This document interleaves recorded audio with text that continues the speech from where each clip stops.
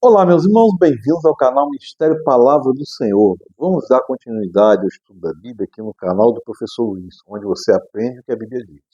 Hoje nós vamos começar e terminar estudando o último livro dos 39 livros do Antigo Testamento, o livro do profeta Malaquias. A gente tem que lembrar também que são 16 profetas, 4 maiores e 12 menores. E essa definição de maior ou menor não significa importância, significa do volume, de acordo com o volume do livro, o conteúdo do livro. Ser maior ou ser menor, não é maior ou menor de acordo também com sua importância, todos são importantes, mas de acordo com o volume. E entender também que os livros dos profetas, os estudos dos profetas, não estão em ordem cronológica, tá? Não estão em ordem cronológica. Meu irmão e minha irmã, Malaquias significa mensageiro, tá? Eu só percebi que o livro todo é uma advertência, porque embora o pessoal judeu tivesse recebido permissão para voltar do exílio e reedificar o templo, vários fatores levaram ao desestímulo daquilo, provocaram um mal-estar generalizado no que diz respeito à fé dele, né?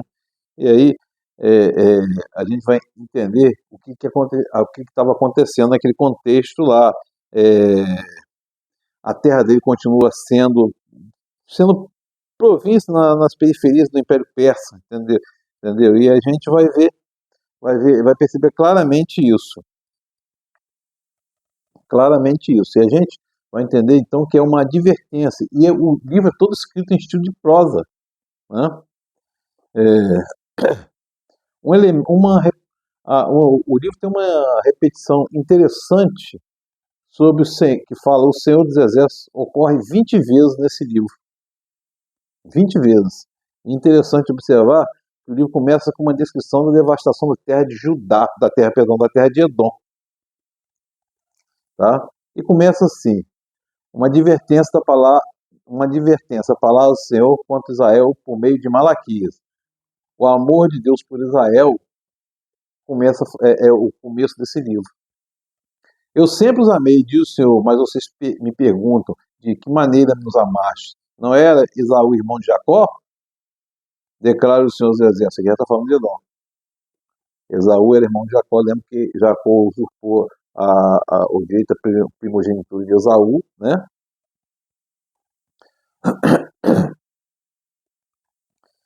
Toda a vida eu amei Jacó, mas rejeitei Esaú. Transformei suas montanhas em terra devastadas e as terras de sua herança em morada de chacal no deserto. E aqui vocês estão vendo que já começa com uma advertência, lembrando do que Edom se tornou, né? Embora Edom afirme, fomos esmagados, mas reconstruiremos as ruínas, assim diz o Senhor dos Exércitos, podem construir, mas eu demolirei. Eles serão chamados terra perversa, povo contra quem o Senhor está irado para sempre. E aí, vocês também vão perceber aqui a rejeição aos sacrifícios humanos. O filho honra seu pai, o servo o seu senhor. E eu sou pai, onde está a honra que me é devida? Se sou eu o Senhor, onde está o temor que me deve? Pergunta o Senhor dos Exércitos. A vocês, sacerdotes. Perguntando diretamente sacerdotes. Porque vocês vão perceber que essa advertência aqui é uma advertência sobretudo aos sacerdotes. Mas pergunto, de que maneira temos desprezado o teu nome, trazendo comida impura ao meu altar? E mesmo assim ainda perguntam, de que maneira te desonramos? Ao dizerem que a mesa do Senhor é desprezível. Na hora de trazer animais cegos para sacrificar, vocês não veem mal algum. Na hora de trazer animais aleijados, doentes, como oferta, também não veem mal algum. Tentem oferecer de presente ao governador. Será que ele se agradará de vocês? Será que os atenderá? Pergunta o Senhor dos Exércitos. E aqui, meu irmão, está falando aqui da forma de adoração. Havia um ritual e isso deve ser de aprendizado para nós até hoje. Não se deve adorar o Senhor de qualquer maneira. Aqui estava falando do sacrifício do holocausto, que devia ser animais perfeitos, puros, sem manchas, sem defeitos. Por quê? Isso aqui é uma representação do Cordeiro perfeito, do sacrifício perfeito que foi Cristo na cruz, né? E agora, sacerdote, tentem apaziguar a Deus para que ele tenha compaixão de nós. Será que com esse tipo de oferta eles atenderá? Pergunta o Senhor dos Exércitos. Se um de vocês fechasse as portas do templo, assim ao menos não acenderia um fogo do meu altar inutilmente. Não tenho prazer em vocês, diz o Senhor dos Exércitos. Não aceitarei suas ofertas. Vocês já estão percebendo aqui, só no capítulo 1, inúmeras vezes falou o Senhor dos Exércitos, né? No capítulo 2 vem falando aqui uma repreensão aos sacerdotes. Isso tudo aqui é uma repreensão aos sacerdotes, né? Como que o povo ia construir alguma coisa, estar animado para construir, prestar a adoração devida, se os próprios sacerdotes, os líderes religiosos faziam de forma errada? E agora essa advertência é para você, ó sacerdote, vocês não derem ouvidos. Se vocês não derem ouvidos, não se dispuserem a honrar meu nome, diz o Senhor dos Exércitos, lançarei maldição sobre vocês e até amaldiçoarei as suas bênçãos. Aliás, já as amaldiçoei, porque vocês não me honram de coração. Meu irmão, minha irmã, jejum é do coração. O jejum nos torna dependentes de Deus, mas sobretudo o que o Senhor quer é o jejum de pecado, é o jejum do coração, né? Por causa de vocês, eu destruirei sua descendência, pegarei a cara de vocês, os excrementos dos animais oferecidos em sacrifício em festa, lançarei vocês fora com os excrementos. Olha só, meu irmão, comparando os excrementos, né? Então saberão vocês que fui eu que lhes fiz essa advertência para que minha aliança com Levi fosse mantida, diz o Senhor dos Exércitos. Por que aliança com Levi? Porque os levitas eram os sacerdotes, eram encarregados do templo. A minha aliança com ele foi uma aliança de vida e de paz, que na verdade lhe dei para que me temesse. E ele me temeu e tremeu diante do meu nome. Falando de Levi aqui, né? E aqui vai falar da infidelidade de Judá, né, como nação. Não temos todos o mesmo Pai, não somos todos criados pelo mesmo Deus. Por que será então que quebramos a aliança dos nossos antepassados, sendo infiéis uns com os outros? Judá tem sido infiel. Uma coisa repugnante foi cometida em Israel e em Jerusalém. Judá desonrou o santuário que o Senhor ama. Homens casaram com mulheres que adoram deuses estrangeiros. Temos que lembrar que havia uma proibição dos judeus casarem com mulheres estrangeiras, justamente para não haver essa influência de casar com mulheres estrangeiras que adoram outros deuses, né? Não foi o Senhor que os fez um só, em corpo e em espírito, e eles lhe pertencem? E por que um só? Porque ele desejava uma descendência consagrada. Portanto, tenham cuidado, ninguém seja infiel à mulher da sua mocidade. Aqui está falando da infidelidade e uma alerta para a fidelidade, né? E o capítulo 3, meu irmão, é um capítulo muito controverso, por causa da questão do dízimo, que a gente vai falar aqui. Vejam, eu enviarei o meu mensageiro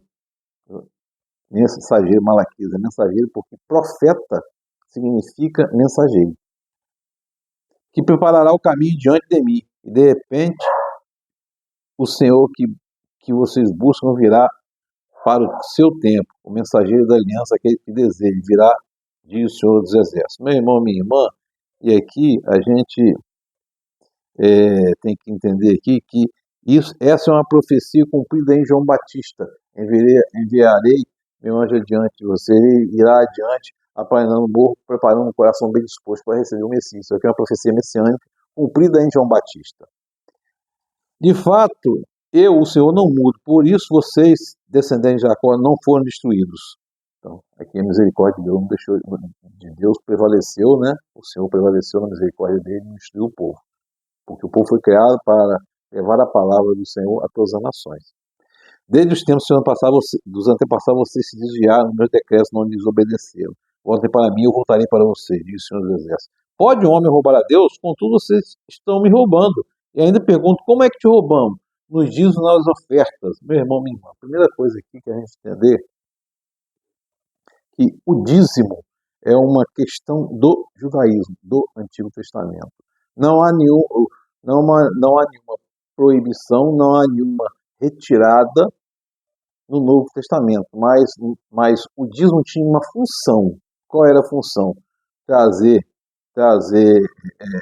socorro e amparo às viúvas, órfãos necessitados. Tanto que ele fala que aqui, tragam o dízimo ao depósito do templo para que haja alimento em minha casa. Ponham-me à prova, diz o Senhor dos Exércitos. Não é por Deus à prova aqui, é uma representação, né? E se não vou abrir as portas do céu e as comportas derramar sobre vocês tantas bênçãos que não terão onde guardá-las. Meu irmão, minha irmã, primeira coisa, a gente tem que ver, o dízimo aqui era para os levitas. Os levitas eram sacerdotes do templo, porque os levitas eram sustentados pelos dízimos de oferta, porque eles não receberam a herança da terra como as outras tribos de Judá, as outras tribos de Israel, perdão. Eram 12 tribos, 12 tribos levitas não receberam herança. Então, eles eram sustentados pelos dízimos que eram levados ao templo. E esses dízimos também atendiam a viúvas, órfãos necessitados. Se você for pegar o texto da lei, é claro, a lei estabelecida por Deus tem cuidado com o indivíduo, com a necessidade do indivíduo, com a dignidade do indivíduo. Foi pervertido aqui. E no Novo Testamento não tem dízimo mais colocado, porque tem ofertas. Muitos falam da oferta da viúva lá, aqui está falando do coração, não do valor simbólico. Até porque o dízimo não era financeiro, o dízimo era de alimento, era de sustento mesmo. E vai entender por quê? Primeiro, porque não tem mais tempo. Nós não temos tempo. O tempo foi destruído no ano 70 pelo Marechal Tito. Não tem sacerdote mais, não existe mais sacerdote, não existe templo, e nem tem mais levita. Então, o dízimo, como falam aí, nesse sentido, não tem uma aplicação prática lá. Entretanto, as ofertas e o dízimo é importante para manter a estrutura da igreja e para socorrer o meu montezinho, minha ofertinha pequena junto com outra ofertinha pequena, aí há uma abrangência maior no socorro às pessoas necessitadas, meus irmãos. Isso é preciso estar atento a entender isso. Entretanto, não há peso nas suas costas se você não der o dízimo ou não der a oferta. Porque isso aqui senão acabaria sendo um tipo de compra de indulgência. E não funciona assim. Se a salvação é pela graça, não é pela obra, então a gente fica refletindo sobre isso. A salvação é pela graça, não pela obra. A fé sem obras é morta, a obra sem fé é morta. Então, a gente tem que entender que uma boa obra é originária de uma boa fé, de uma grande fé. Então, meu irmão, minha irmã, a gente está esclarecendo aqui por que o dízimo é coisa do Antigo Testamento, não do Novo Testamento, mas não foi abolido no Novo Testamento. E a gente está explicando também a importância das ofertas de dízimo no Novo Testamento. No Novo Testamento está lá escrito na carta de Tiago, dizendo que a verdadeira imaculada religião que Deus aceita é socorro de órfãos e necessitados. Por isso é que é importante a contribuição de forma espontânea e voluntária, mas sem trazer peso se você não der. Porque Deus não vai te condenar porque você não deu. Irmão. E ele está criticando aqui, e o profeta está falando, Malaquias está falando sobre essa questão do roubo, e o Senhor está alertando aqui, né? Porque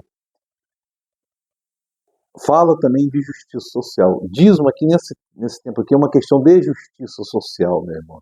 Justiça social para socorro, né? E o último capítulo do livro de Malaquias diz respeito ao dia do Senhor, pois certamente vem o dia, ardente como uma fornalha, todos arrogantes, todos malfeitores serão como palha, e aquele dia está chegando, até hará fogo nele, diz o Senhor dos Exércitos, não sobrará raiz ou galho algum. Mas para vocês que reverenciam o meu nome, o sol da justiça se levantará trazendo cura em suas asas. E vocês sairão e saltarão como bezerros soltos no curral. Está falando da alegria, meu irmão. E aqui uma exortação final à vinda do Senhor, meu irmão. Que o Espírito Santo de Deus esteja sobre nós, nos confortando, nos consolando, e que tenhamos em mente que a maior oferta que nós podemos dar é o nosso coração e o nosso olhar para o próximo. Não adianta levar uma palavra ao próximo e despachar o próximo com fome, meu irmão. Porque se o reino de Deus está entre nós e nós amamos a Deus, como podemos amar a Deus se não amamos o próximo? Então você não consegue só olhar, mas você olha para o próximo. Seu olho está sempre voltado para o próximo. Seu dom é sempre para o servir ao próximo. Deus nos abençoe. Amém.